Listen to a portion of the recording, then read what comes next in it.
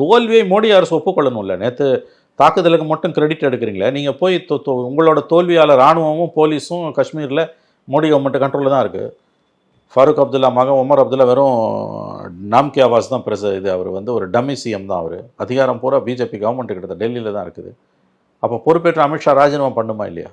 26 உயிர்கள். அப்புறம் நான் ராஜினாமா பண்ணிட்டு போக வேண்டியதான். அமித்ஷா கேட்கல, யாரும் கேட்கல. ராஜினாமா செய்யும், ராஜினாமா எதிர்கட்சிகள் கூட கேட்கல. திருமாவளவன் கேட்டார், மற்றவங்க யாருமே கேட்கல. இந்த நேரத்தில் அரசாங்கத்துக்கு உறுதுணையாக இருக்கணும் தான் எல்லாரும் நினைக்கிறாங்க. ஆனால் அந்த புத்தி பிஜேபிக்கும் இருக்கணும். அனைத்து கட்சியினரையும் அரவணைத்து போக வேண்டும் என்ற புத்தி பிஜேபிக்கும் இருக்கணும்.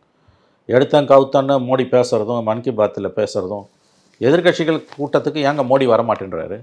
அவர் இல்லைங்க வரணும். அமித்ஷாவும் ராஜ்நாத் சிங்கும் நடத்துகிறாங்க. இது என்ன கதையாக இருக்குது? இந்த நேரத்தில் அவர் தான் வந்து மோடி தானே வரணும். பிரஸ் மீட்டே சந்திக்கணும். மோடி தானே வந்து ப்ரெஸ்ஸை கூட பார்க்கறது ரெண்டாவது. எதிர்கட்சி தலைவருடன் மோடி தானே பேசணும்.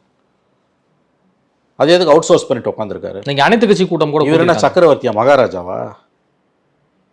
இவர் சொல்லுவார், மற்றவங்க கேட்டுக்கணுமா? அது என்னங்க கதை?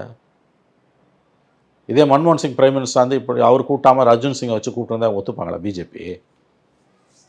ஸோ பிஜேபிக்கு இதை பற்றியெல்லாம் பேச எந்த தகுதியும் அருகதியும் கிடையாது. அது ஞாபகம் வச்சுக்கோங்க. நீங்கள் மக்கள் ஓட்டு போட்டிருக்காங்க. இந்தியாவின் இறையாண்மையை பாதுகாப்பது உங்களுடைய முதல் வேலை. அதை செய்ய சொல்லுங்கள். அதை தாண்டி மற்ற விஷயங்களெல்லாம் நம்ம அப்புறமா பேசிக்கலாம்.